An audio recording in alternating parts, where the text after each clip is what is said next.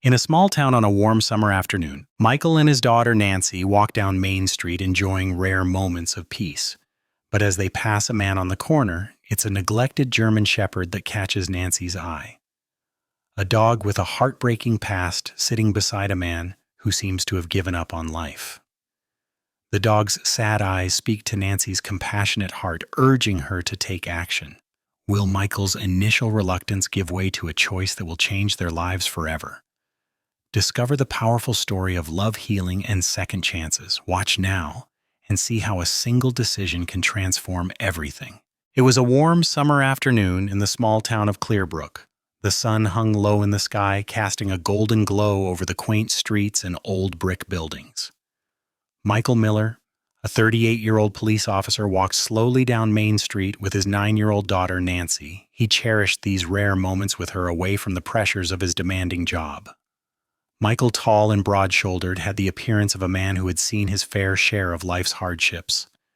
His short brown hair streaked with the first signs of gray, and his calm but weary gray eyes revealed the weight of the years he'd spent in service. His life had been full of responsibility, both in his job and as a single father after his marriage ended 3 years ago. Despite his strong exterior, Michael often found himself wrestling with a deep loneliness that never seemed to fade. Beside him, Nancy skipped along, her blonde hair bouncing with every step. A contrast to her father, she was the embodiment of hope and innocence. Her bright eyes were filled with curiosity and wonder, a reflection of the world through a child's lens. Nancy was his light, his reason for pushing forward each day, and it was on this particular afternoon that he was reminded of how much she had grown since the days when she clung to him with every step. As they walked past the grocery store, the gentle rustling of the breeze carried the distant sound of children playing. The warm air mixed with the earthy scent of freshly cut grass and the faint aroma of food from the local diner. Michael felt a brief moment of peace, a fleeting break from the constant pressure that followed him at work. However, their peaceful walk was soon interrupted by a sight that would change their lives. At the corner near the bus stop, a man sat hunched over holding a cardboard sign that read $5 for the beast. His name was Roland, and he looked like someone who had long ago given up on life. His clothes were ragged and worn, and his weathered face carried the marks of a life lived on the edge of society. But it wasn't Roland who stopped Nancy in her tracks. It was the dog sitting beside him. A German shepherd, older than most, sat slumped against the curb. Its fur was dull and matted with patches of gray around its muzzle and legs. The dog's ribs were visible beneath its thin coat, and one of its ears hung awkwardly broken long ago and never healed. Despite the dog's clear signs of neglect, there was something in its eyes, a spark of life that refused to be extinguished. Nancy's heart immediately went out to the dog. She tugged at Michael's sleeve, her small hand tight around his arm. "Daddy," she whispered, her voice trembling, "please, can we save him?" Michael looked down at his daughter, then at the dog. His first instinct was to walk away. They didn't need another dog, especially one that was so clearly suffering. They already had enough to handle, and there were risks involved with taking in a dog from a stranger on the street. But when their eyes met, something inside Michael broke. He saw it in Nancy's eyes, the same compassion that had been passed down from her late grandmother, who had spent her life caring for strays. Michael didn't know what it was, but something told him that this moment was different. The dog wasn't just a stray, it was a soul desperately crying for one last chance. "Please, Daddy." Nancy pleaded again, her voice now filled with urgency. "He needs us. We can't leave him here." Michael hesitated. The world around them seemed to fall away, the noise of the street and the heat of the summer fading into the background. For a moment, it was just him and Nancy standing in front of that dog, that broken creature who looked at them as if it knew it had been given a chance. With a deep sigh, Michael reached into his pocket and pulled out a $5 bill. He handed it to Roland without another word. Nancy's face lit up brighter than the sun above them. She threw her arms around her father, squeezing him tight. "Thank you, Daddy." "Thank you." Michael's heart softened, and despite the reservations that tugged at his mind, he couldn't help but smile. In that moment, he realized that their lives were about to change in ways he could never have anticipated. As they turned to leave, the old dog slowly lifted its head, meeting their gaze with the faintest glimmer of hope. As Michael and Nancy walked away, the sound of their footsteps mingled with the quiet rustle of the wind. But his mind was elsewhere. His heart felt heavier with each step. The decision to buy the dog was quick, driven by Nancy's plea and that unspoken connection he had felt in the moment. But now, as they moved further from Roland's corner, the weight of responsibility began to settle on him. Michael stopped mid-step, his fingers tightening around the strap of his bag as he looked down at Nancy, who was walking beside him, her eyes bright with excitement. She held the dog's leash in one hand, her fingers gripping it gently as if afraid to let go. The dog Copper walked slowly behind them, his limp barely noticeable as he tried to keep up. But the strain of his condition was clear. He had been through more than his fair share of suffering. Michael's thoughts began to swirl. Was this the right decision? His first instinct was to remind himself that he couldn't take on more than he already had. Raising Nancy on his own had been hard enough. Every day he juggled the demands of his job with the need to be a present father. He had already sacrificed so much, putting his personal life on hold. The last thing he needed was another mouth to feed, especially one that might require expensive medical care and constant attention. What if the dog was dangerous? What if it wasn't just hurt physically but mentally scarred too? He looked down at Copper again, whose eyes seemed to stare back at him deep and full of emotion, as if the dog was asking for something more than just food and shelter. Michael sighed, rubbing his temples as the conflict within him grew stronger. This is just another burden, isn't it? He wondered, but his heart kept pulling in the opposite direction. Nancy's voice cut through his thoughts. She had stopped walking and was now looking up at him, her face full of hope. Are you okay? I'm so happy we saved him. Don't you think he's special? Michael's gaze softened as he looked at his daughter. The way she had spoken of the dog, her innocent belief that he was worth saving, made his heart ache. He crouched down trying to smile, but the doubt still lingered in his chest. Nancy, honey, Michael said gently, I know you're excited, but we have to think about what we're getting into. Copper is an old dog and we don't know what kind of life he's had. What if he's dangerous? What if he's been through a lot of trauma? Nancy shook her head, her blonde hair bouncing as she looked up at him. But Daddy, look at his eyes, she said, pointing to Copper, who was now resting beside them. He's been through so much, but he's still looking for love. I know we can help him. Michael felt a knot in his stomach. It was hard to deny the truth in her words. Nancy saw things so simply, so purely, while he was tangled up in all the practical reasons not to go through with it. But how could he turn away from her? From the way she was so sure that this was the right thing to do? I know you want to help, sweetheart, Michael said, his voice low. But we can't save every dog. We can't bring them all home. This is a big responsibility, and it's not just about feeding him. It's about keeping him safe and healthy. And we have to be sure we can do that. Nancy's eyes filled with tears, and she gently placed her hand on Copper's head, running her fingers through his matted fur. The dog looked up at her, and for a moment there was a stillness between them, a connection that spoke volumes without saying a word. He's not just a dog, Daddy, Nancy whispered, her voice breaking. He's a soul who needs us. We're the only ones who can help him. Michael watched his daughter, her heart wide open, her compassion radiating from her like a beacon. And as he looked at Copper, the old dog who had been discarded like so many others, Michael realized something. Maybe this wasn't just about saving the dog. It was about teaching Nancy the kind of person she was becoming, the kind of person who saw the value in every life, no matter how broken. He straightened up his decision, weighing heavily on him. The world had a way of giving you moments like these moments when the right choice was clear, even if it was the hardest one to make. Michael stood still for a moment, staring at Copper. The dog's dark brown eyes locked with his, and in that gaze he saw something. A kind of quiet desperation, but also an unwavering will to live. The dog's frailty was obvious, its body scarred, but its spirit was still intact, still fighting.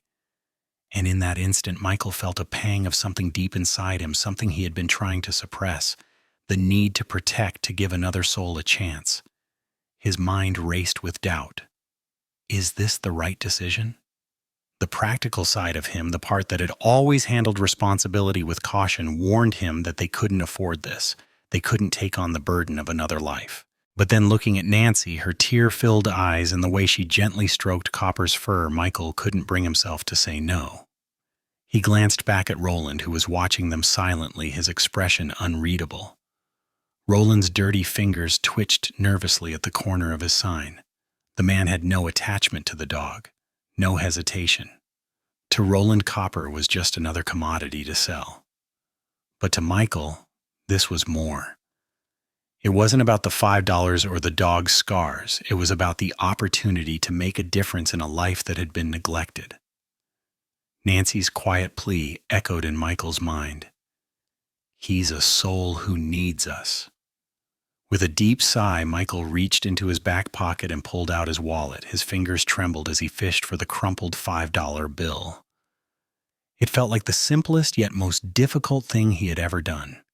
He had never been one to make decisions on impulse, but somehow standing there with Nancy looking down at Copper, Michael knew this was the right thing. He handed the $5 to Roland, who took the bill without a word. The transaction was quick, but it felt like a lifetime. Roland stuffed the money into his pocket, muttered something unintelligible, and turned away, vanishing into the crowd as if he had already forgotten the dog he had sold. Michael stood there for a moment, feeling the weight of the decision. It wasn't just about taking a dog home, it was about showing Nancy the kind of person she would grow up to be. He knew that this act, though small, would teach her something far greater than any lesson he could impart. It would teach her the value of kindness, of seeing others, whether human or animal, as deserving of love no matter their past. Nancy looked up at him, her eyes now wide with joy. "Thank you, Daddy. Thank you for saving him." Michael smiled softly, ruffling her hair. "We're saving each other, kiddo," he murmured. His voice caught in his throat as he realized the truth of his words. With a sigh of resolve, he turned to Copper. The old dog who had been so still before now stood up slowly, his limp evident, but not as pronounced. He looked at Michael and Nancy with a faint glimmer of hope in his eyes. His tail wagged through weakly, but it was enough. For the first time, Copper seemed to understand that he had found a new beginning. Michael bent down, gently clipping the leash to Copper's collar. The dog, although tired and uncertain, allowed Michael to lead him. Nancy followed closely behind, her hand brushing against Copper's fur every now and then, as if reassuring him that this time he wasn't alone. As they walked away from Roland's corner, Michael couldn't help but feel the weight of the moment. This wasn't just a decision about a dog. This was a decision that would shape their family, their home, and the lessons they would carry with them for years to come. As Michael and Nancy led Copper down the street, he couldn't help but notice how the dog moved, slowly, cautiously, as if each step was an effort. The limp in Copper's back leg was more pronounced now that they were walking on the hard pavement, but the dog pushed through, determined to stay with them. His coat was matted and dull patches of gray covering his face and legs, and his ribs stuck out painfully beneath his fur, making it obvious that he had been neglected for far too long. Michael could feel the weight of each step the dog took, each one more like a silent plea for help than just an attempt to walk. Copper was an old German shepherd, perhaps too old for the kind of life he had endured. The scars that marred his body told a story of hardship, of battles fought not only with other animals, but with life itself. Yet despite everything Copper had suffered, there was still something strong in his eyes, a flicker of life that refused to be extinguished. Michael couldn't shake the feeling that this dog was more than just a stray, more than just a poor creature down on its luck. There was a history here, a past full of pain but also resilience. As they walked, Michael glanced at Nancy, who was skipping ahead, excited to finally have a new companion. She looked back at him and smiled, her face lit up with joy. But Michael's thoughts were elsewhere. His mind was racing, trying to piece together the puzzle of Copper's life before this moment. What had happened to him? Michael had seen a lot in his line of work. He had rescued stray dogs before, taken in abused animals, and worked with K-9 units. But this dog, this Copper, felt different. There was something about the way he carried himself, the way he looked at them, that made Michael think he wasn't just a dog with a sad story. There was something hidden in Copper's past that Michael couldn't ignore, something deeper. As they made their way toward home, Michael noticed that Copper was no longer walking with the same uncertainty. He was starting to trust slowly but surely, as if he understood that this was the beginning of something different. Nancy, her hand still gently brushing Copper's fur, looked back at Michael and asked, "Do you think he was a police dog, Daddy?" Michael paused, considering the question. He hadn't thought about it before, but now that Nancy had brought it up, he could see it. Could see how Copper carried himself with a quiet discipline, the way his head was always slightly tilted, alert to the world around him. Could he have been a canine? Maybe, Michael said, his voice thoughtful. He certainly has the look of a dog who's been trained, but we may never know. As they reached home, Michael's heart was heavy with a mixture of emotions. There was a relief, yes, that Copper was now safe, but there was also an unsettling feeling, a nagging sense that they hadn't just saved a dog. They had brought home a piece of something much bigger. He couldn't explain it, but he knew deep down that Copper wasn't just another rescue dog. There was a history here, one that would soon be uncovered, and that history Michael feared would shake them all in ways they couldn't yet imagine. They opened the door, and Copper hesitated for a moment before stepping inside. It was as if he were afraid to enter a place that might bring more pain. But as Michael and Nancy settled inside, they could see the change in him. His body was still battered, his mind still scarred, but he was here. He was home. Nancy looked at Copper and smiled, her voice soft. "We'll take care of you now," she whispered. Copper's tail gave a faint, tentative wag. It was the first sign of hope Michael had seen in him since they met. And somehow he knew that this was only the beginning of a much bigger story, a story of healing, of redemption, and of the bond that would grow between them all. The days that followed Copper's arrival were filled with small victories and quiet moments of progress. Michael and Nancy threw themselves into caring for the old dog, determined to make him feel at home. The first thing they did was give Copper a proper bath. Nancy had insisted, her excitement palpable. She filled the tub with warm water, the gentle scent of lavender soap filling the air, and with care she coaxed Copper into the bathroom. At first Copper hesitated, his weary eyes darting to the corners of the room as if expecting something bad to happen. But Nancy's voice was soft, comforting, a stark contrast to the harshness he had known in the past. "It's okay, Copper," she whispered, her hands gentle as she poured water over him, lathering his coat with the soothing soap. The dog flinched, at first clearly nervous, but he gradually relaxed under her touch. The years of neglect slowly melted away piece by piece as she washed away the grime and the pain that clung to him. Meanwhile, Michael had made an appointment with the local vet. He knew Copper's injuries were not just physical. The dog's broken body told a story of abuse and abandonment. But it was the silent scars, the ones that couldn't be seen, that worried Michael the most. The vet confirmed what he had feared: Copper was malnourished, and his body had been subjected to more than just physical pain. There were signs of neglect that went beyond the obvious. His gums were pale, his heart weak, and his spirit, although still intact, was deeply wounded. But Michael wasn't about to give up. He followed the vet's advice, carefully administering the medications Copper needed and feeding him small, nutritious meals throughout the day. As the days passed, Copper slowly began to regain strength. His fur started to look shinier, and the once visible ribs that had protruded sharply under his skin began to soften as he gained a little weight. But the biggest change came in his eyes. They lost some of their sadness, replacing the heavy emptiness with a faint spark of trust. Nancy noticed these changes before anyone else. Each day she would sit by Copper's side, reading to him, talking to him about her day at school, or telling him stories about the animals her grandmother had rescued. Copper listened, his eyes following her every movement, his body relaxing more and more as she spoke. Nancy's gentle nature, so much like her grandmother's, seemed to be exactly what Copper needed.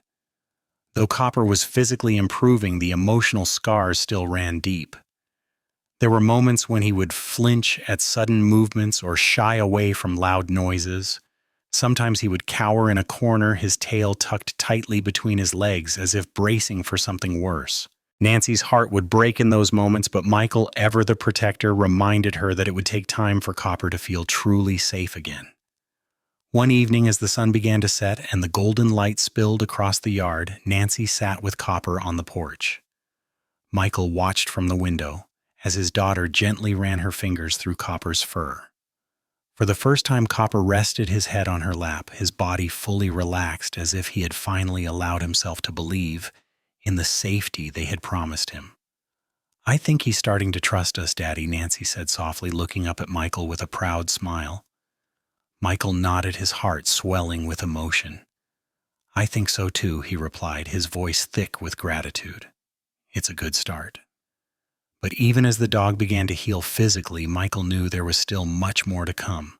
Copper's journey was far from over, and the bond they were building was only the beginning. Michael had learned a lot about himself in these past few days, about the importance of patience, the power of kindness, and the strength that comes from opening your heart to those who need you most. But he also knew that Copper's past, whatever it may be, was something they would need to face together. As the days passed, Michael couldn't shake the feeling that Copper was no ordinary dog. The way he moved, the way his eyes seemed to scan every corner of the room, always alert, always watchful. It was as if Copper had been trained for something much bigger than just being a pet. Michael had seen this behavior before, but only in the K9 units he worked with.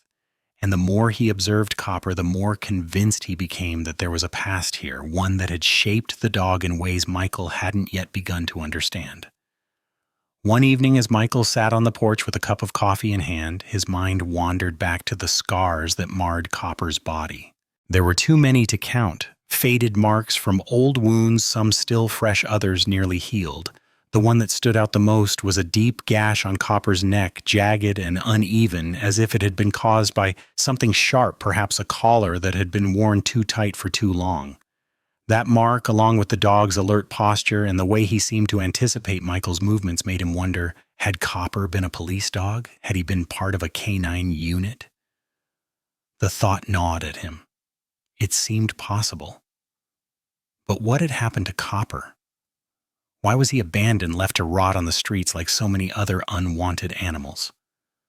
Michael needed answers. "Nancy, come here for a second." Michael called out to his daughter, who was playing in the yard with Copper.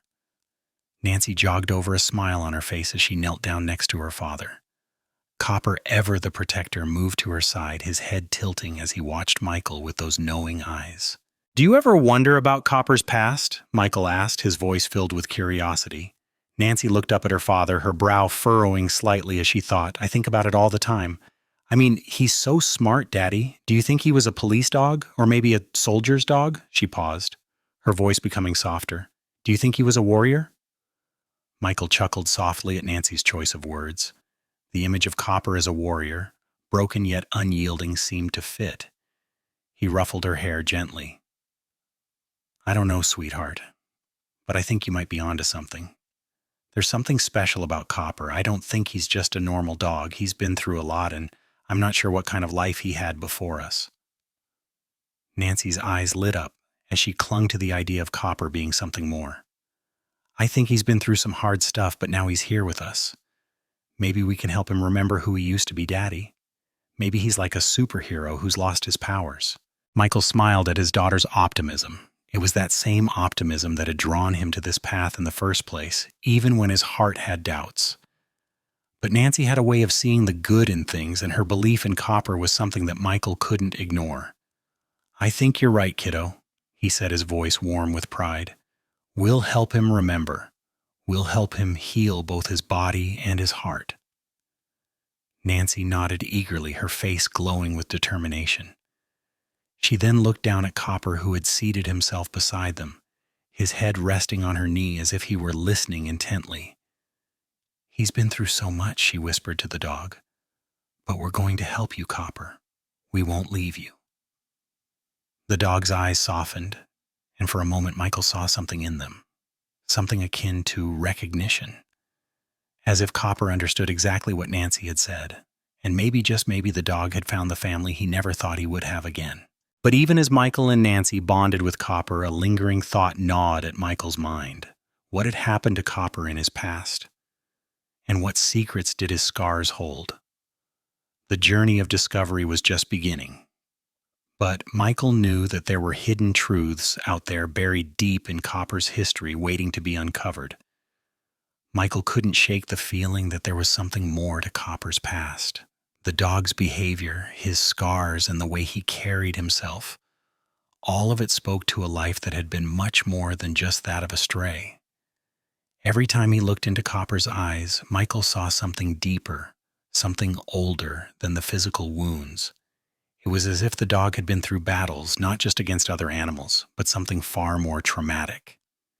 It was one rainy afternoon when Michael was cleaning out some old paperwork in his study that he stumbled upon something unexpected. A dusty folder hidden beneath a pile of case files caught his eye. The label was faded, but it read Canine Unit, Reported Injuries.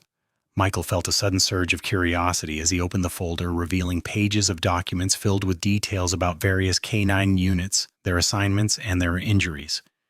As he flipped through the pages, one particular report caught his attention.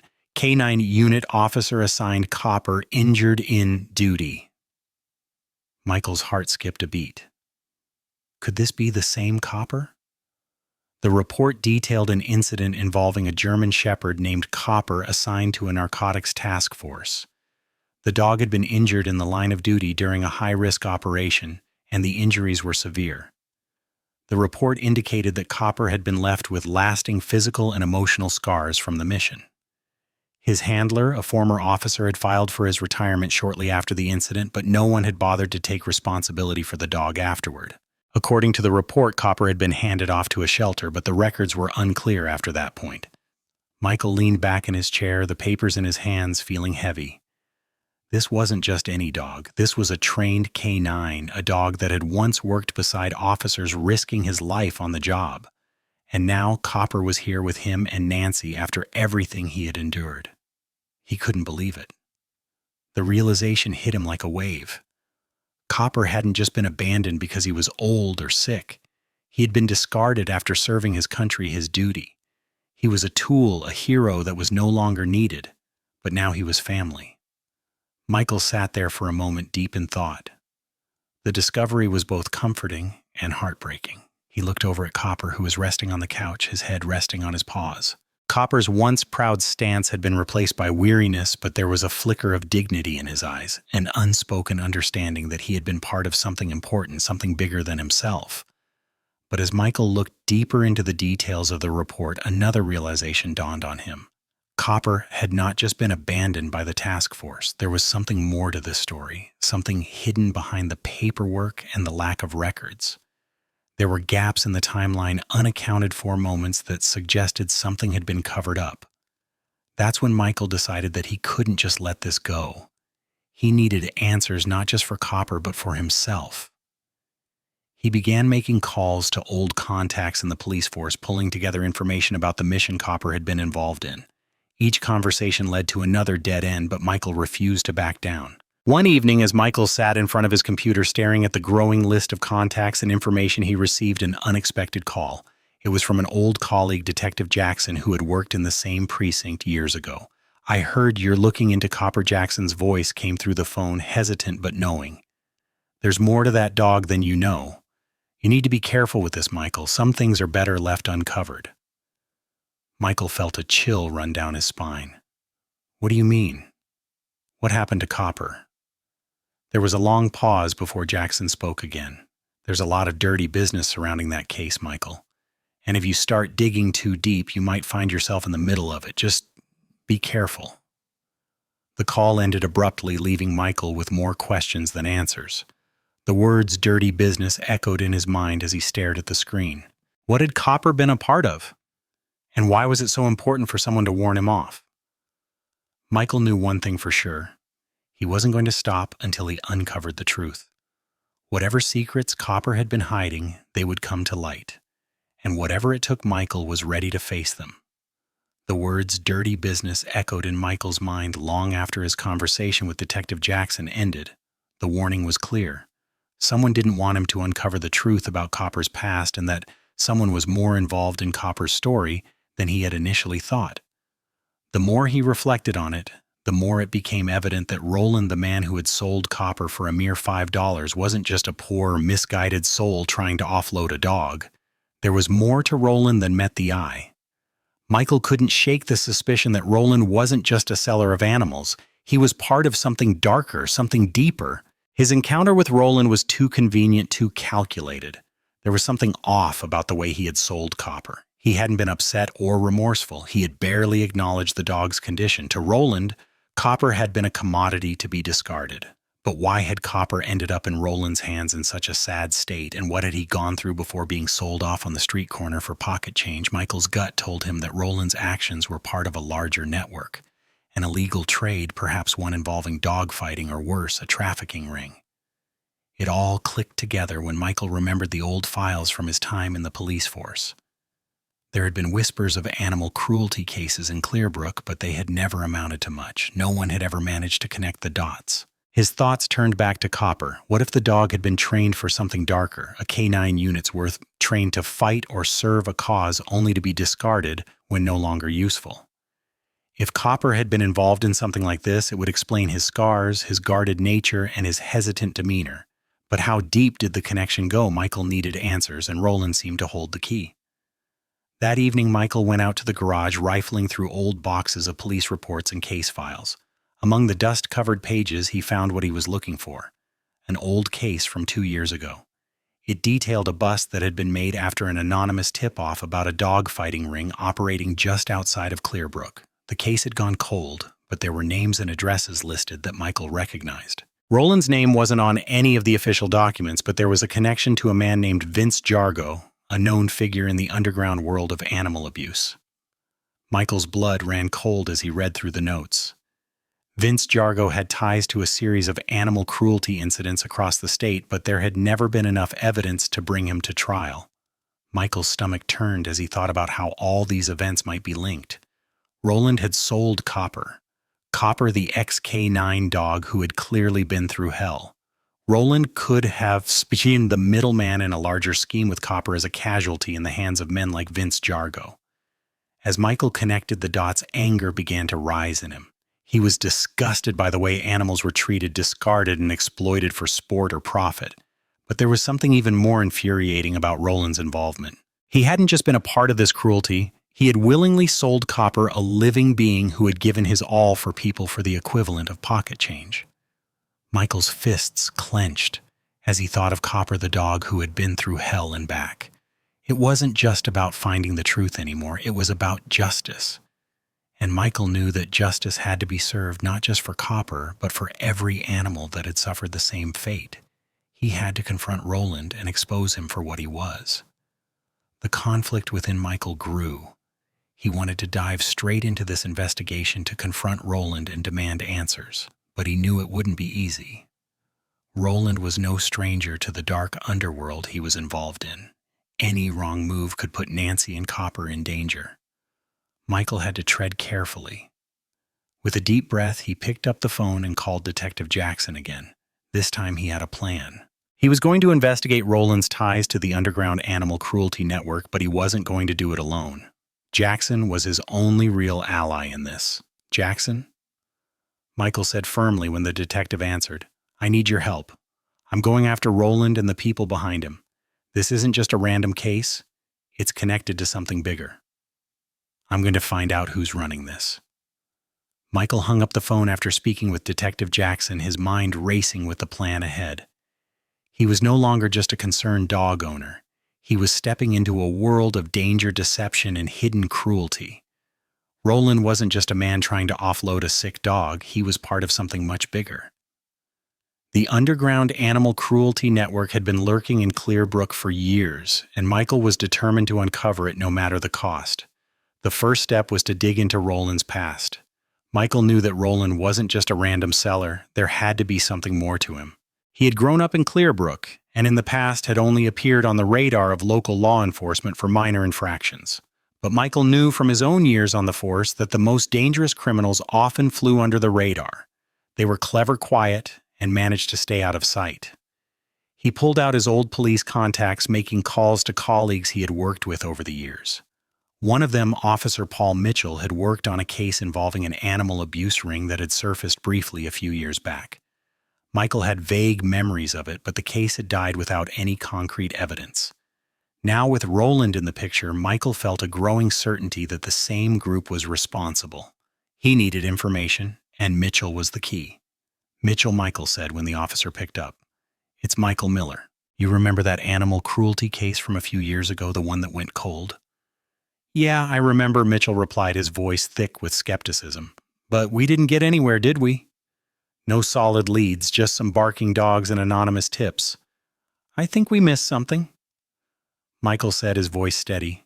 "I need you to help me go back and take another look. Roland's involved now. I believe he's part of an illegal dog trafficking operation, and this is bigger than we thought." There was a long pause before Mitchell spoke again. "You sure about this, Mike? Last time we didn't have enough to hold anyone, and now?" "What's changed?" "What's changed is that I've got Copper now." Michael replied, his voice firm. "I can't let it go. I'm digging into Roland's past, and I need your help to confirm what I suspect." "All right," Mitchell said after a brief silence. "I'll run the records. But we need to be careful. I'll pull up anything I can, but it's going to take time." With a few more words of agreement, Michael hung up and leaned back in his chair. The truth was within reach. He could feel it in his gut. Roland's ties to the dog trafficking ring were not just a coincidence, and Michael wasn't going to let him slip away again. The next morning, Michael gathered his team. Jackson had agreed to help, and he brought along another officer, Carla Boone, who had experience in undercover operations. Together, they would be the eyes and ears on the ground. The plan was simple: get close to Roland, keep a low profile, and see where the leads took them. "I've got a feeling Roland isn't just the middleman," Michael said as they sat around the table planning their next steps. "I'm starting to believe he's running things, or at least he's tied in with someone who is." Carla nodded. "We need to approach this carefully. We can't afford to scare him off. Let's start with the basics. See if we can get any background on him, check his movements over the last year, see who he's been in contact with." The team split up to cover their bases. Michael went back to the records, tracking Roland's known associates and places he had frequented. Jackson reached out to animal shelters to see if there had been any unusual patterns in dog adoptions or sales. Carla kept tabs on Roland, watching his every move. A week later, they finally started seeing results. Roland's name appeared in several reports, all connected to previous animal cruelty cases that had been dismissed or ignored. More importantly, they discovered a pattern of dog disappearances in nearby towns, dogs showing up for adoption with no real paperwork, and in some cases multiple dogs coming from the same rescuer. Roland had ties to the local shelters, and with each discovery, Michael's suspicions grew. The most telling piece of information came from an animal shelter employee who had witnessed Roland dropping off several dogs, all looking malnourished and beaten. The employee's description matched Copper perfectly. As the investigation unfolded and the pieces of the puzzle began to fall into place, Michael's mind remained focused on the task at hand, bringing Roland and the others to justice. Yet there was something else that lingered in the back of his thoughts, something that had shifted in the past few weeks. Copper. The dog who had once been nothing more than an unfortunate stray had become something more than just a pet. He had become family. The change in Copper was slow but undeniable. When they first brought him home, Michael had been uncertain. There was a wall up in Copper, one built from years of neglect and pain. But over time, the dog began to trust them. Michael noticed it first during the quiet moments when Copper would rest his head on Nancy's lap or lean gently against Michael's leg, as if seeking comfort from the family who had chosen him. It wasn't just the physical healing that stood out to Michael, it was the way Copper had begun to open up emotionally. Michael remembered the first time Copper had looked up at him with those deep brown eyes that had once been filled with fear, now softer, filled with a spark of hope. The dog was still cautious, but the bond between them was growing stronger every day.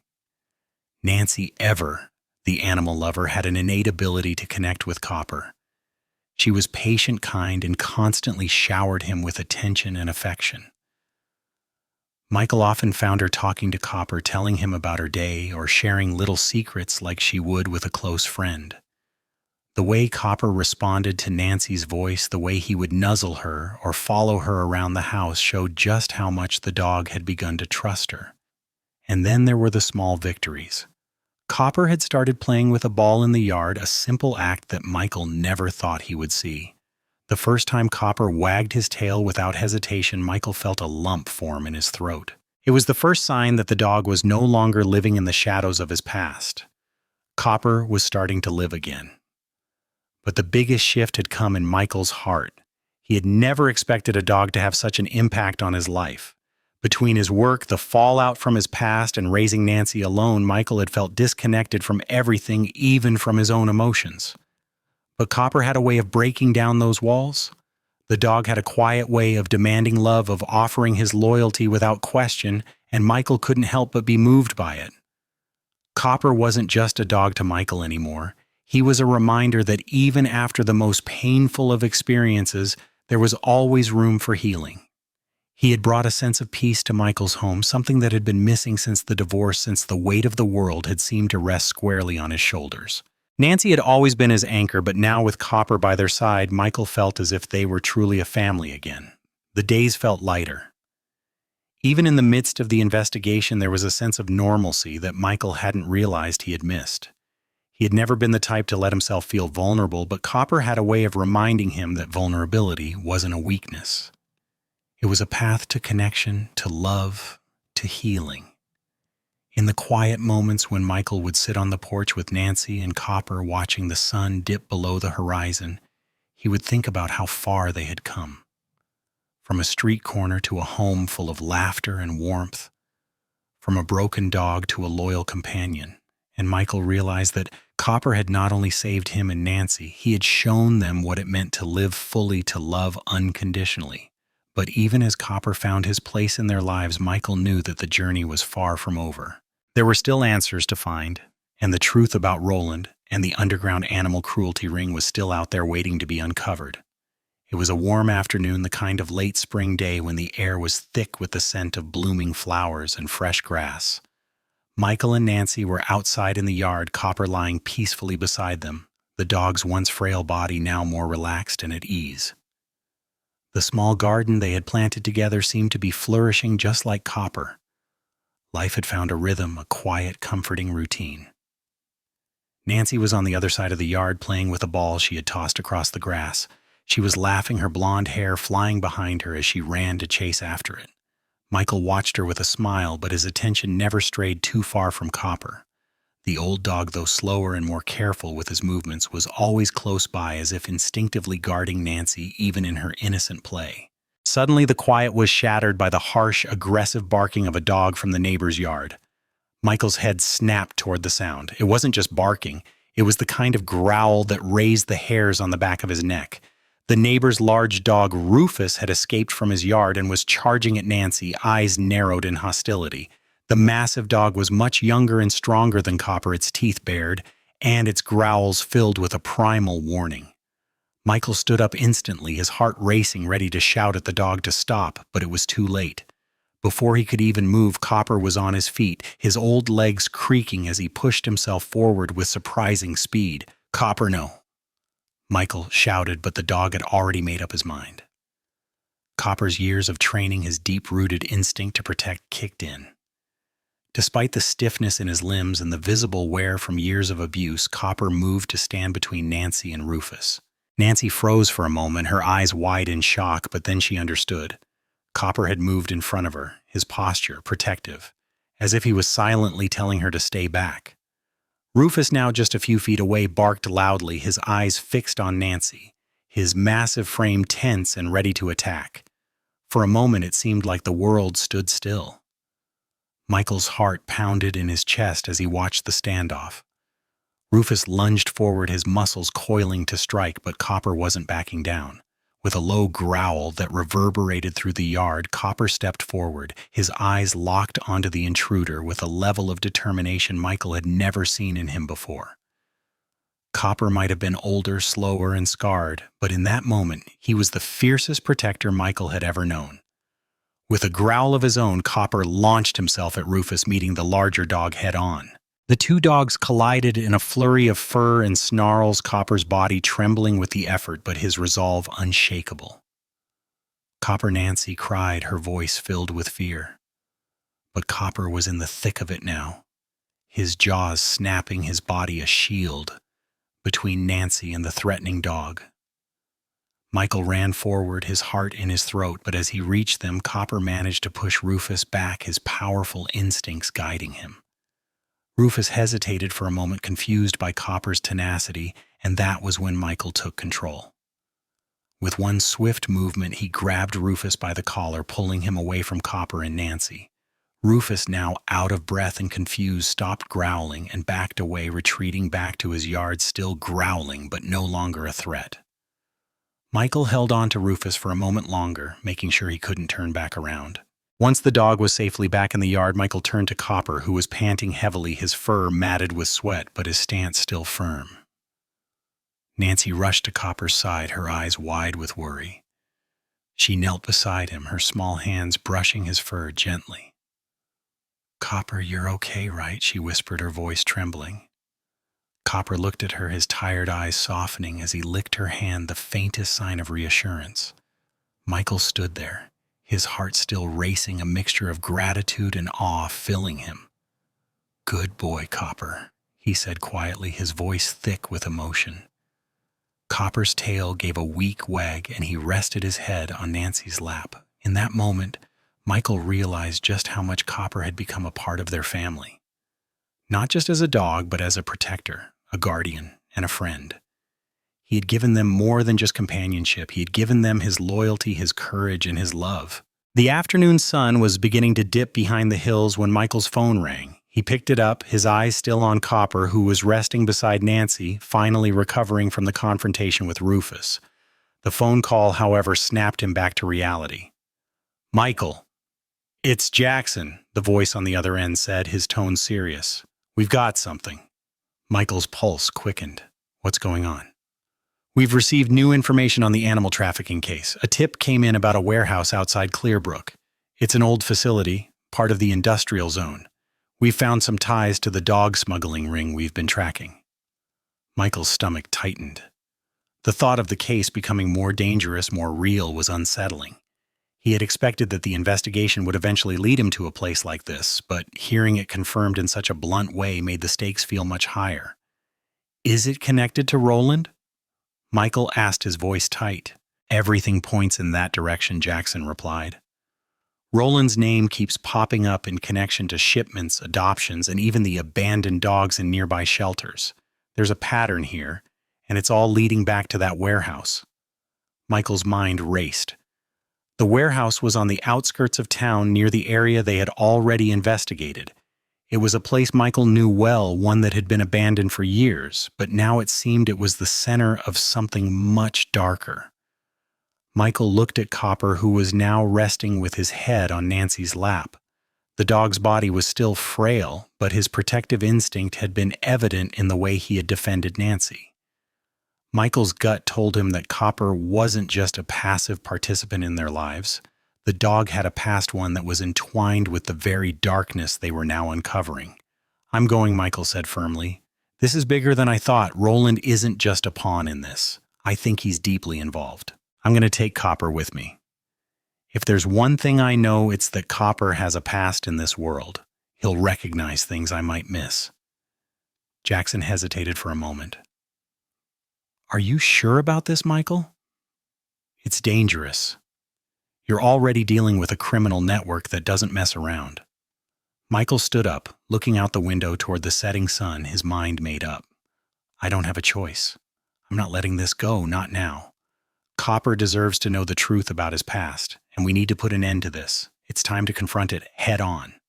With that, Michael began preparing for the mission. He knew it wouldn't be easy. The warehouse was a dangerous place, and Roland's ties to the underground animal trafficking ring meant they were dealing with people who would do anything to stay hidden. He grabbed his jacket, ensuring that his badge and sidearm were securely in place. The last thing he wanted was to face these criminals unprepared. But what really weighed on him was the thought of bringing Copper along. The dog had been through so much already, and now Michael was asking him to face the very people who had exploited him.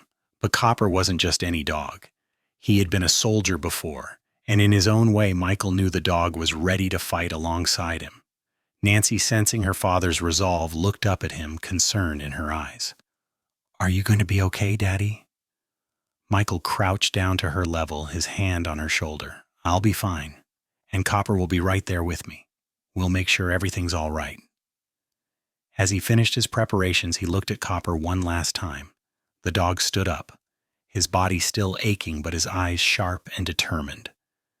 It was clear Copper understood the gravity of the situation. He wasn't just the broken animal that had arrived a few weeks ago. He had become a protector, a companion, and now he would help Michael uncover the truth.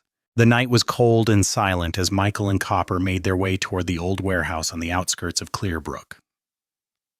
The moon hung low in the sky, casting a pale light over the desolate industrial zone. The place had been abandoned for years, long forgotten by most of the town. But now, in the shadow of its broken walls and rotting infrastructure, it held the dark secret Michael had been hunting for. The warehouse loomed ahead, its rusted exterior and broken windows a testament to the years of neglect. Michael's boots crunched against the gravel path, his every step deliberate, though his heart raced. Copper walked beside him, his old body still limping but moving with purpose. The dog was as ready as Michael to confront whatever waited inside. The entrance was a dilapidated door hanging off its hinges as if it had been forced open long ago. Michael pushed it with a quiet creak, stepping inside cautiously. The air inside was thick with dust and the stale smell of neglect, but it wasn't just the musty scent that hit Michael. It was the stench of something far worse. Copper's ears perked up, and he hesitated for a moment, his nose twitching in the air. Michael felt a chill run down his spine. The dog's reaction confirmed his suspicions. This place was more than just abandoned. It had been used recently. Inside, the floor was covered in layers of dirt and debris, the light dim except for a few beams shining through the cracks in the walls. The warehouse, once a place for industry, had been transformed into something far more sinister.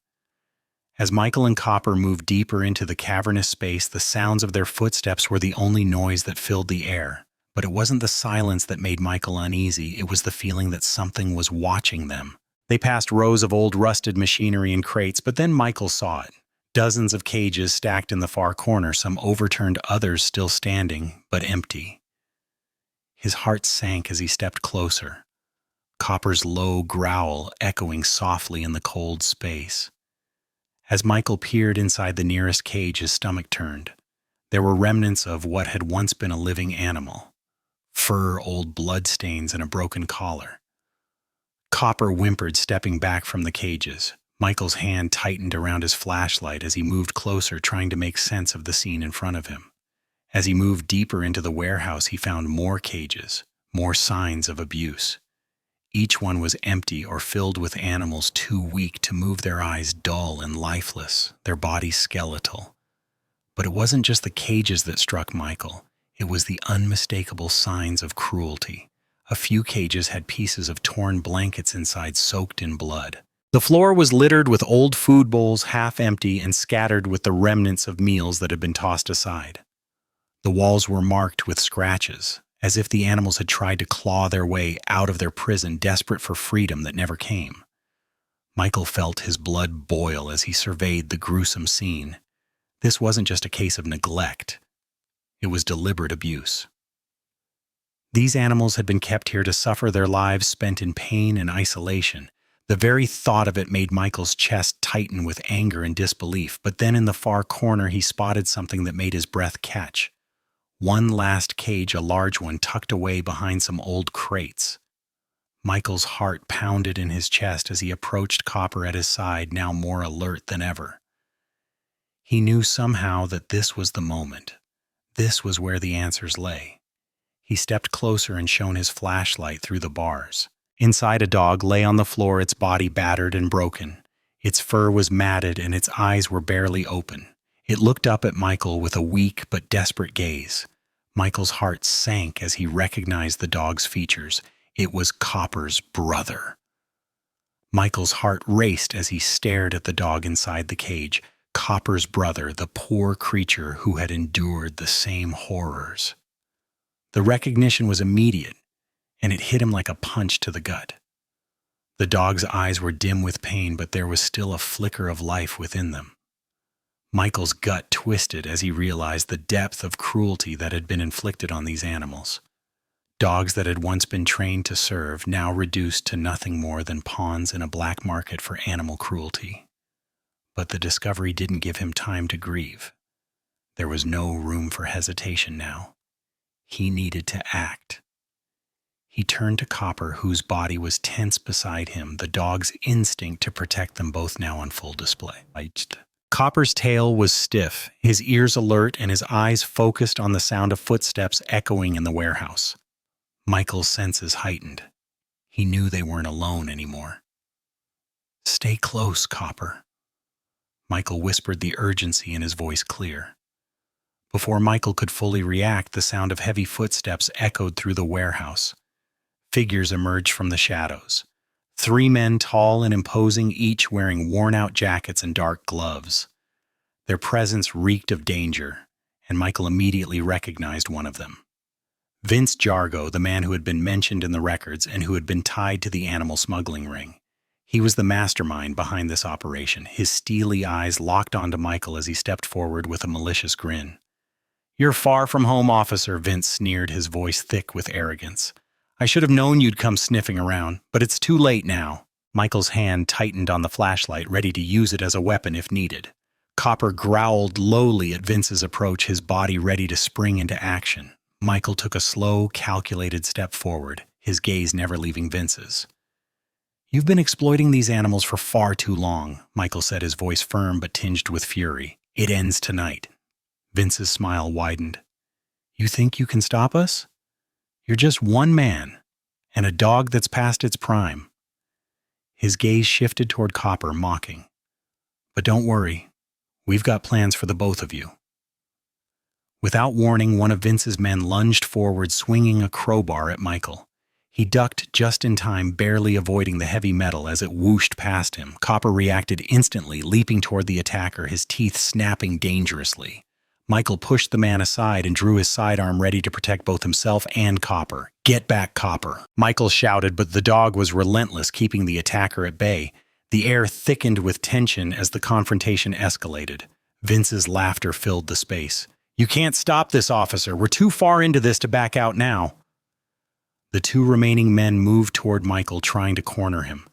Copper, still growling, stood his ground, a fierce protector despite his old age. His movements were slower than they had been in his prime, but there was a quiet dignity in the way he fought. Michael knew he couldn't let these men win, not when the truth was within his grasp. The battle was chaotic. One of Vince's men rushed at Michael, but Copper was faster. With a sharp bark, Copper lunged, sinking his teeth into the man's arm, forcing him to drop the crowbar.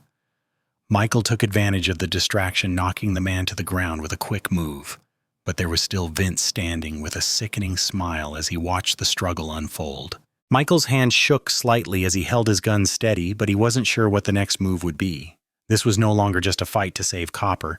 It was a fight for justice, for the dozens of animals whose lives had been destroyed by people like Vince. "You think you're a hero?" Vince taunted, his eyes cold. "This is bigger than you, officer. You can't stop what's already in motion." With a sudden burst of speed, Copper lunged at Vince, his old muscles straining but filled with a warrior's resolve. Vince stumbled back, his eyes widening in shock.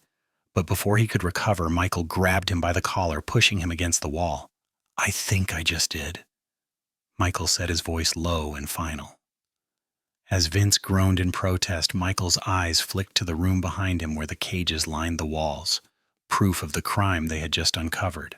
His heart hammered as he looked at Copper, who stood next to him, his body still, his protective instinct evident in the way he watched over the scene.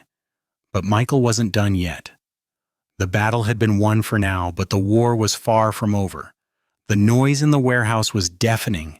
The thumping of heavy boots against the concrete floor, the strained gasps of Vince and his men, the low growl of Copper still standing guard beside Michael. For a brief moment, everything seemed to stand still.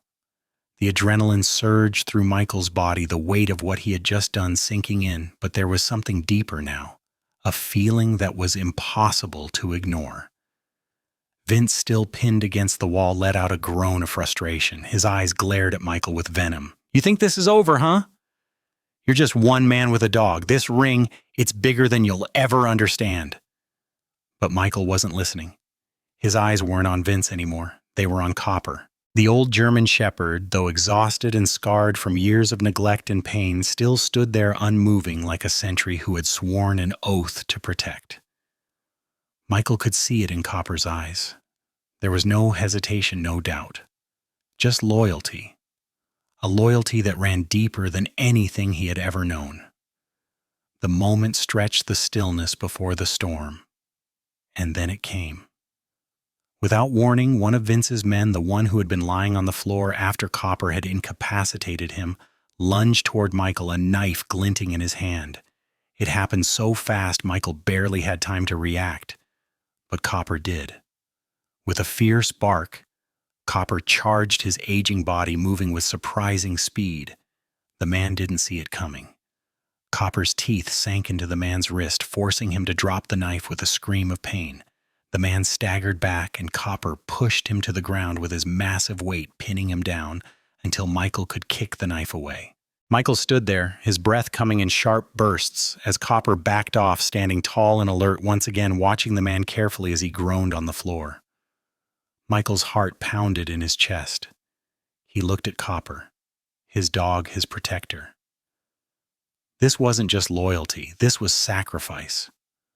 Copper had put himself in harm's way again, just like he had for Nancy earlier.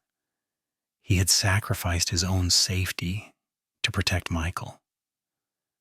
And Michael realized in that moment that Copper wasn't just a dog to him anymore. He was family. "You saved me." "Buddy," Michael whispered, his voice thick with emotion. Copper's tail gave a small tentative wag and his eyes softened as he looked up at Michael. Despite his old, worn body, there was a quiet strength in the dog, a strength that had been honed through years of service, of fighting for those who couldn't protect themselves. It wasn't just about survival anymore. It was about giving everything for the people who mattered. Nancy, still standing a few steps behind Michael, was silent, her eyes wide with awe at what had just happened. She had seen Copper's bravery before, but this was different. This was a reminder of what real love and loyalty meant. It wasn't just about a dog being loyal to his owner. It was about a bond so deep, so unbreakable, that Copper had risked everything to protect his new family. So Michael, Nancy, and even the other dogs he had come to protect. Michael felt his throat tighten as he looked down at Copper. The dog had been through so much, had given so much of himself, and yet he still fought for them. Michael knew that Copper wasn't just an animal who had been abandoned and rescued. He was a symbol of resilience, of love that had no conditions. "Thank you," Michael whispered again, his voice low, filled with gratitude. Copper's eyes never left him. For a moment, the chaos of the warehouse faded, and it was just Michael, Nancy, and Copper standing together in the dim light. But even as the emotional weight of the moment pressed down on him, Michael knew they still weren't finished. The ring of criminals was still out there, still a threat. This was just the beginning. They had uncovered some of the truth, but there was more to be done. Michael stood in the dim light of the warehouse, Copper still by his side, his body stiff but his eyes sharp, vigilant.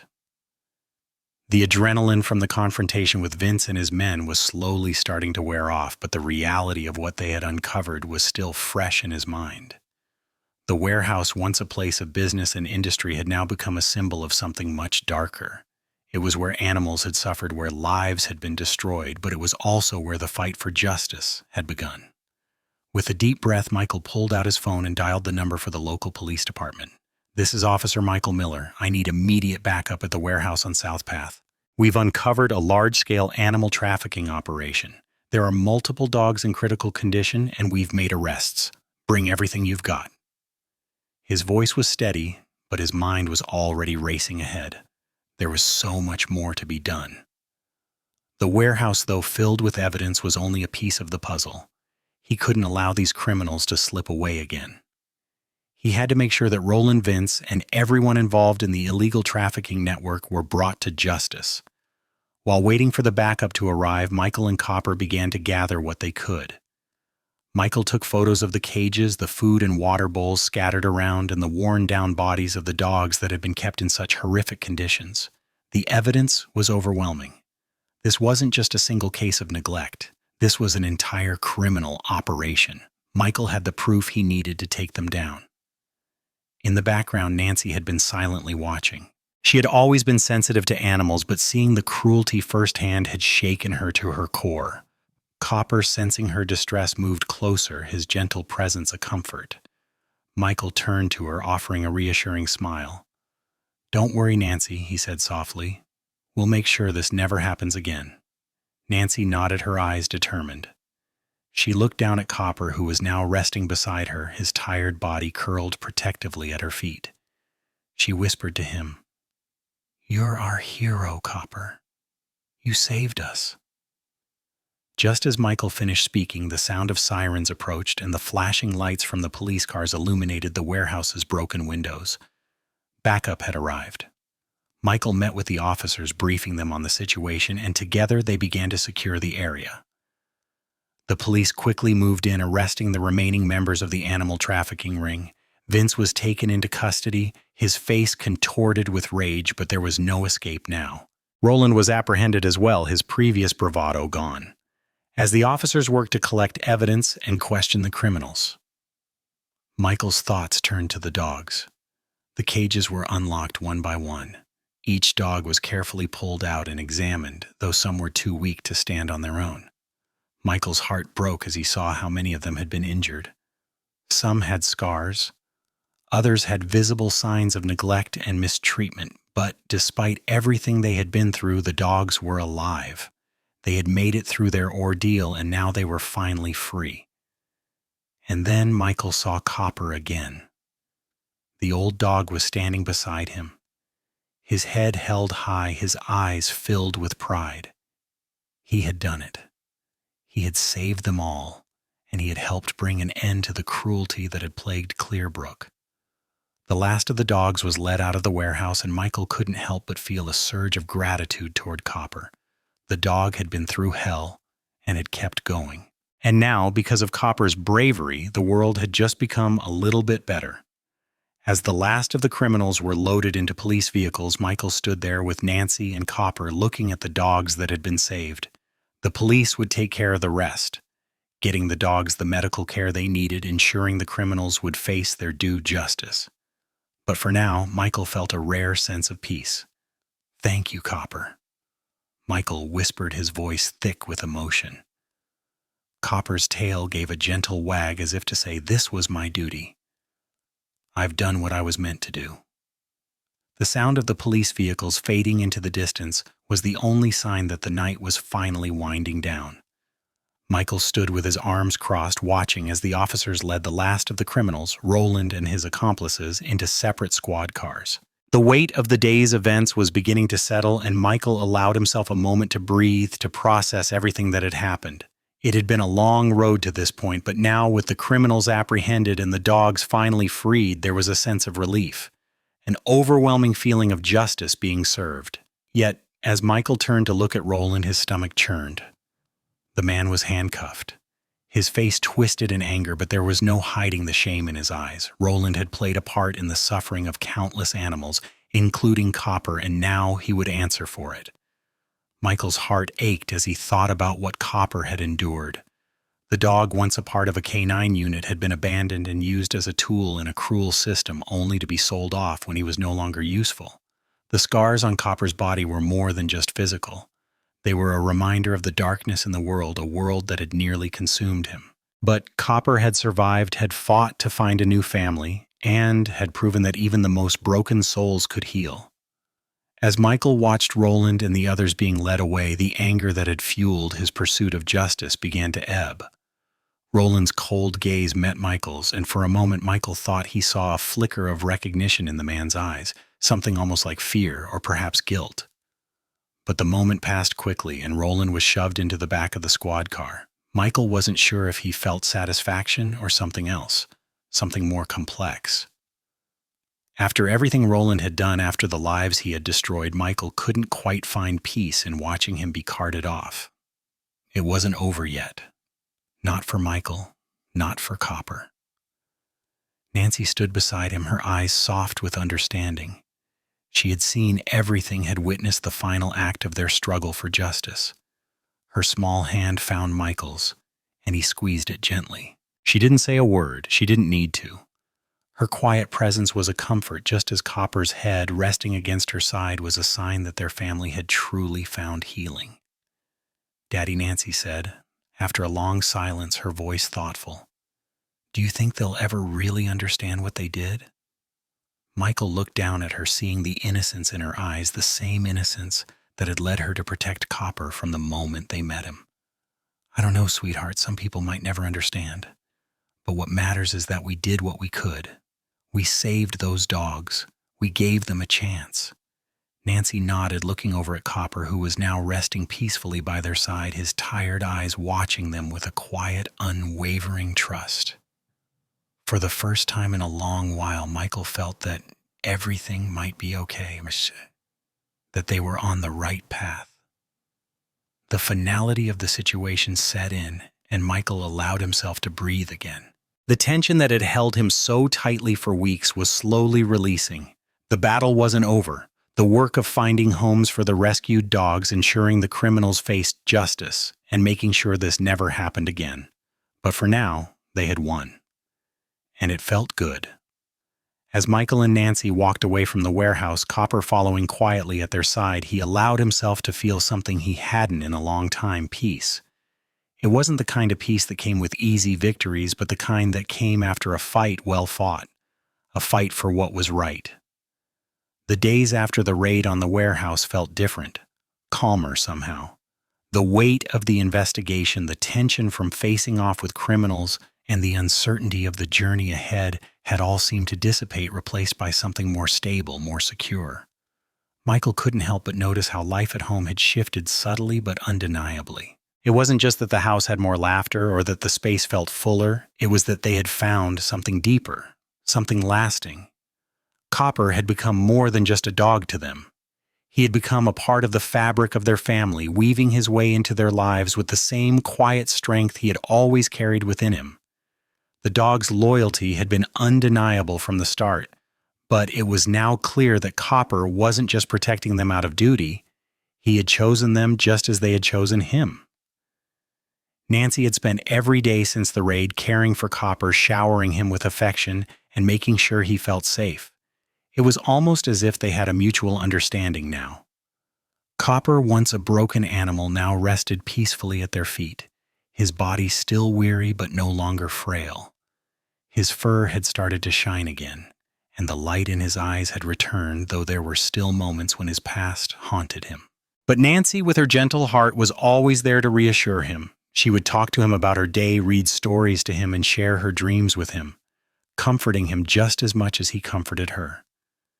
And Michael, well, he found himself looking at Copper differently now. The dog wasn't just a survivor, he was a reminder that loyalty didn't ask for anything in return, that love could be given freely without conditions. Michael realized that despite all the pain Copper had endured, he had never hesitated to give love. Copper's loyalty was not just towards Nancy, it was towards their whole family. To Michael, and in his own quiet way, the dog had begun to heal Michael too. There were moments when Michael would catch himself simply watching Copper and Nancy together, his heart swelling with gratitude. He had been a man who had spent years shielding himself from deep emotional connections, burying his own vulnerability behind the weight of responsibility. But Copper had chipped away at those walls, showing him that vulnerability could be a source of strength. His relationship with Nancy, strengthened by the love they both had for Copper, made Michael realize that true love came without conditions. It was simply there, available, when you opened yourself up to it. One evening, as Michael sat on the porch with a cup of coffee watching the sun set over the backyard, Copper lay beside him, his head resting on Michael's knee. The bond between them had deepened in ways Michael hadn't expected. Copper, the broken dog who had been thrown away by his past, had found a family in them. And Michael had found something in Copper that he hadn't realized he was missing: unconditional loyalty and love that had no strings attached. Nancy joined them, sitting next to Michael and leaning against him. She smiled softly as she stroked Copper's fur. "I think he's happy here, Daddy," she said quietly, her voice filled with certainty. Michael nodded, a small smile forming on his lips as he looked down at Copper. I think so too. The bond that had formed between them was more than just one of ownership. It was a partnership built on trust, care, and shared experiences. Copper had given them more than just protection and loyalty. He had brought peace to their home, and with that peace they had all found healing. The days had turned into weeks, and with each passing day Michael felt the peaceful rhythm of their lives fall into place. The house, once quiet and hollow, now rang with laughter and warmth. It was a simple life, but it was the life they had always needed. Michael had found solace not just in his work, but in the love and comfort of his small family. Nancy's laughter filled the halls, and Copper, his once broken, battered companion, was now a constant presence in their lives. Their home had become a sanctuary, a place where healing could take place. Copper's transformation was the most evident. His once skeletal body had filled out his coat, now gleaming in the sunlight, and his eyes, though still carrying the weight of the past, were filled with trust and contentment. Copper had finally found a place to belong, and Michael saw in him a reflection of what had changed in their family, a broken past giving way to something whole. On quiet mornings, Michael would wake up to find Copper resting by Nancy's side, his head nestled against her leg just as he had done in the beginning. Their bond had deepened stronger than ever. Nancy had not only given Copper a home, but she had given him the love and compassion that was needed for his soul to heal. It was a love that had been given without reservation, without question. And in return, Copper had given them everything. The rescued dogs, too, had found a new life with Michael and Nancy. With the authorities working to find homes for the other animals, a few were taken in by other families, but Michael and Nancy had kept the ones who had nowhere else to go. They had created a small haven for animals in need, a place where the neglected, the abused, and the forgotten could find the love they deserved. It wasn't always easy. There were times when the challenges of caring for so many animals seemed overwhelming, but every wag of a tail, every contented bark, and every soft purr reminded Michael that they were making a difference. One evening after a long day, Michael and Nancy stood outside on the porch once again, looking out at the sunset. Copper sat beside them, his eyes closed, enjoying the cool breeze that swept through the air. The quiet sound of the evening surrounded them, broken only by the occasional bark from the other dogs in the yard chasing each other playfully. Michael looked at Nancy, his heart full. "You know, I never thought things would turn out like this," he said, his voice soft, as if he were speaking to both Nancy and Copper. Nancy smiled up at him. "I think we're exactly where we're supposed to be, Daddy." Michael nodded, his gaze turning to Copper, who had been through so much and yet still gave so much in return. He had become more than just a dog to them. Copper had been their reminder of what unconditional love truly meant, the kind of love that didn't ask for anything but simply gave everything it had. Michael realized, looking down at Copper, that they had all learned valuable lessons from him. Copper had taught them about resilience, about love without limits, about fighting for what was right, and about the importance of family. Their lives had been forever changed by this one dog, and in return, Copper had found the family he had always deserved. As the last rays of the sun dipped below the horizon, Michael whispered, "Thank you, Copper. You've given us more than we could ever give back." Copper raised his head slightly, his eyes meeting Michael's with an unspoken understanding. And in that moment, Michael knew the journey they had started together had brought them to a place of peace, of healing, and of unconditional love. As the evening wore on and the soft glow of the moon bathed the backyard, Michael felt a sense of peace he hadn't experienced in years. The past few months had been filled with challenges, but with Copper by their side, everything seemed to fall into place. The once broken, abandoned dog had shown them all what it truly meant to love without conditions, to give without expecting anything in return. In his quiet, loyal way, Copper had become the teacher, the reminder, the guide. Michael looked at Nancy, who was now sitting on the steps. Copper curled at her feet. Her hand gently stroked his fur, and the look on her face was one of pure contentment. It was a moment of stillness, a moment of clarity, and Michael couldn't help but reflect on the journey that had brought them here. Copper had not only saved them from the chaos of the world outside their home, but had also healed the wounds they hadn't known they carried. Michael thought about the brokenness he had carried with him for years, the weight of his responsibilities, the loneliness that had always lurked beneath the surface. But through Copper's presence, Michael had learned that healing didn't always come from the places you expected. Sometimes it came from the most unlikely sources. The silent, unspoken bond between a man and his dog, the unconditional love between a child and her companion, the reminder that sometimes the smallest actions could change everything. "Copper has taught me more than I ever thought I'd learn from a dog," Michael whispered to himself, though Nancy, sitting beside him, heard. She nodded, her eyes soft with understanding. "He's not just a dog, Daddy," Nancy said, looking at Copper, who now seemed to sleep soundly, his body finally at ease. "He's our miracle." The weight of her words settled in Michael's heart. Our miracle. He had never quite understood what that meant until now. Copper had been through so much, endured so many hardships, yet here he was, teaching them how to be a family, how to love and protect each other. He wasn't just a dog. They had learned through Copper's resilience that love and sacrifice weren't just concepts. They were actions. They were choices. Michael turned to look at Copper one last time. The dog's eyes were closed now, and his body, though older and scarred, was finally at peace. The tension that had once filled his frame had melted away. Michael reached down and ran his hand through Copper's fur. He felt a deep sense of gratitude, something he hadn't realized he was missing. "Thank you, Copper," Michael murmured again, his voice thick with emotion. "You've taught us what it really means to love, to sacrifice. You've shown us what it's like to be truly loyal, to never give up no matter the cost." In the silence of the night, with Copper's steady breathing beside them, Michael realized that Copper's journey had become more than just a story of survival. It was a story of redemption, of a dog who had been thrown away, mistreated, and forgotten, yet had found a way to heal, to trust again, and to give love freely. And in return, he had saved Michael and Nancy in ways they hadn't even known they needed to be saved. The night stretched on, and the house was filled with the quiet hum of contentment.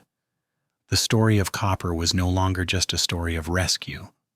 It was a story of transformation, of how love could turn even the darkest of pasts into something beautiful.